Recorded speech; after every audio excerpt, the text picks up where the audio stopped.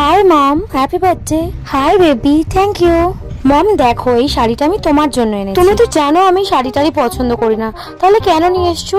I don't like this. আমি যেগুলো পছন্দ করি তুমি সেগুলো করো, একদম আমি চাই না। মম, আমি তোমার জন্য নিয়ে আসলাম, আশা করে আর তুমি নেবে না? দেখো আমি কিন্তু এগুলো কোনোভাবে পছন্দ করি না। ঠিক আছে, নিয়ে এসছো যখন দাও।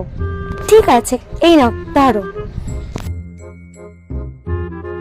ইস বেবি, শাড়িটার কোয়ালিটিটা কেমন একটা যেন চিপ টাইপের। কত প্রাইস নিয়েছে শাড়িটার? 30,000 নিয়েছে মা। অনলি 30,000? তুমি জানো না আমি 50,000-এর নিচে কোনো শাড়ি পরি না। এত চিপ কোয়ালিটি শাড়ি পরে তো আমি বাইরেও যেতে পারবো না।